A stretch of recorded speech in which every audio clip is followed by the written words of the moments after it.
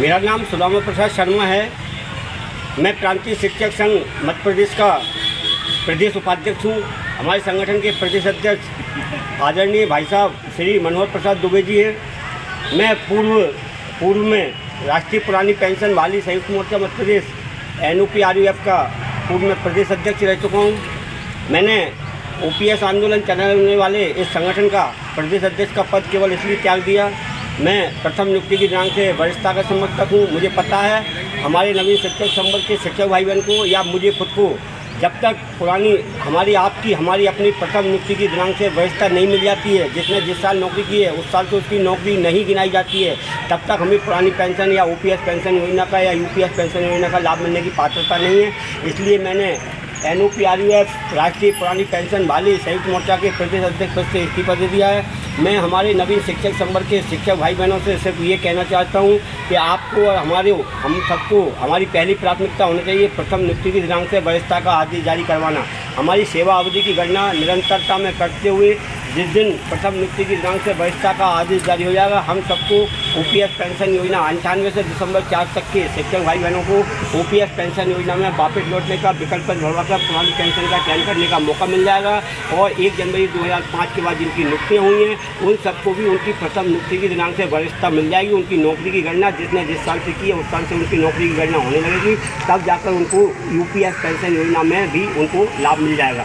दूसरी बात मैं ये कहना चाहता हूँ कि जिस दिन वरिष्ठता मिल जाएगी उस दिन 98 से दिसंबर 4 तक के शिक्षकों को OPS पेंशन में लौटने का विकल्प भरवाकर पुरानी पेंशन योजना का चयन करने का मौका मिलेगा। साथ में ही जो सेवानिवृत्त हो गए हैं या दिवंगत हो गए हैं उन शिक्षक भाई बहन के परिवारजनों को या उन शिक्षकों को प्रथम नियुक्ति की दिनांक से नौकरी की गणना निरंतरता में करते हुए ग्रेच्युटी की राशि का भुगतान किया जाएगा। अर्जित अवकाश का नकदीकरण का लाभ भी मिलेगा। इस तरह से अन्य वह सभी लाभ मिलेंगे वो शासकीय शिक्षकों को पुराने शिक्षकों को मिलते हैं। अब मैं ये कहना चाहता हूँ कि मेरे खुद के द्वारा 7 मई को एक बार, 19 मई को दूसरी बार, 31 मई 2025 को तीसरी बार और 8 अगस्त 2025 को चौथी बार, इन 4 बार मैं खुद CM हाउस में जाकर माननीय मुख्यमंत्री महोदय के नाम से मुख्यमंत्री जी को ज्ञापन देने आया हूँ।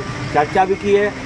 मुझे अन्य लोगों ने जो CM हाउस के अंदर के जो विश्वसनीय सूत्र हैं उन लोगों ने मुझे ये बताया है कि मध्य प्रदेश सरकार आपको आपकी प्रथम नियुक्ति की दिनांक से वरिष्ठता देने तैयार है, लेकिन वो वरिष्ठता केवल इसलिए देगी कि आपको 98 से दिसंबर 4 तक को OPS में लौटने का मौका मिल जाए और प्रथम नियुक्ति की दिनांक से नौकरी की गणना करते हुए ग्रेच्युटी की राशि का भुगतान हो जाए, अर्जित अवकाश का नकदीकरण का लाभ हो जाए। लेकिन सरकार आपको जो है पुराना किसी प्रकार का कोई भी बकाया एरियस देने की स्थिति में नहीं है। सरकार के ऊपर बहुत कर्जा है, 4 लाख करोड़ रुपए मध्य प्रदेश सरकार के ऊपर कर्जा है। सरकार की आर्थिक स्थिति खराब है।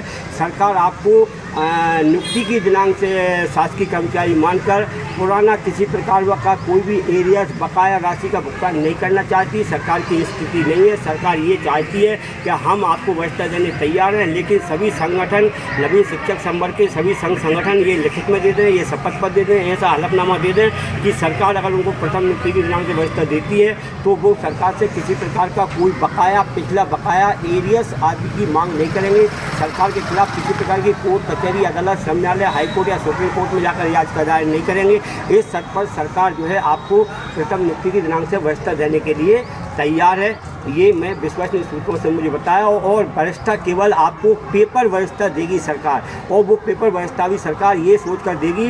कब देगी ये सरकार को निर्णय करना है। सरकार को पता है कि अगर वो आज दे देगी तो नवंबर 28 तक आप भूल जाएंगे। इसलिए सरकार चाहती है कि जब वो आपको लाखों लोगों को आपकी वरिष्ठता दे रही है, पेपर वरिष्ठता दे रही है, तो सरकार चाहती है कि उसका लाभ उनको मिले। तो वो लाभ लेने के लिए नवंबर 28 के विधानसभा चुनाव से पहले आपको ये सब कुछ दे सकती है, लेकिन वो पेपर वरिष्ठता देगी। और पेपर वरिष्ठता केवल इसीलिए देगी कि आपको उपरोक्त लाभ मिल सके, जितना मैं आपको बता रहा हूँ। अन्य लोग जो हैं जिसकी जो नियुक्ति हुई है उसको उसकी वरिष्ठता मिल जाएगी। वरिष्ठता नियुक्ति की दिनांक से गिनाएगी और 2005 वालों को वरिष्ठता मिलेगी। लेकिन बाकी के 98 से दिसंबर 4 तक के जिनकी नियुक्तियाँ होगा, जिनका नियमित वेतनमान पर मध्य प्रदेश में पुरानी पेंशन बंद होने के पहले और NPS योजना लागू होने के पहले हो चुका था, उनको OPS में लौटने का विकल्प भरवाकर पुरानी पेंशन चयन करने का मौका मिलेगा। और प्रथम नियुक्ति की दिनांक से नौकरी की गणना करते हुए ग्रेच्युटी की राशि का भुगतान होगा, अर्जित अवकाश का नकदीकरण का लाभ मिलेगा। लेकिन सरकार सिर्फ ये चाहती है कि जो 6वां वेतनमान का लाभ आपको 2016 से मिला है, जबकि 2006 से मिलना चाहिए था, उसका जो एरियस है वो एरियस देने की स्थिति में सरकार नहीं है। सरकार ने जो आपको आपको जो है जुलाई 18 से 7वां वेतनमान का लाभ दिया था, वो आपको 2016 से जो मिलना चाहिए था। अब उसके बीच की जो राशि है 2 साल की, उसका एरियर्स का लाभ देने की स्थिति में सरकार नहीं है। इसलिए सरकार ये चाहती है कि भ्रष्टा तो देना चाहती है, लेकिन इस हलफनामा और शपथ पत्र पर देगी कि सरकार से किसी प्रकार का पुराना कोई बकाया एरियर्स की मांग न की जाए। मैं सुदामा प्रसाद शर्मा आप सबको आज जन्माष्टमी के उपलक्ष्य में ये सत्यता बताना चाहता हूँ। और किसी प्रकार का मैं OPS आंदोलन चलाने वाले, काला दिवस मनाने वाले, क्योंकि तो पेंशन लागू करो, वोट फॉर OPS, पेंशन नहीं तो वोट नहीं, जो पेंशन देगा वो मध्य प्रदेश में राज करेगा, मैं ऐसे लोगों के साथ नहीं हूँ। ऐसे लोगों से मेरा कोई लेना देना नहीं है। मैं मध्य प्रदेश सरकार के साथ हूँ, आज भी हूँ, कल भी हूँ। हमारे सभी संगठन मध्य प्रदेश सरकार की मोहन यादव सरकार के साथ हैं। जय हिंद, जय भारत।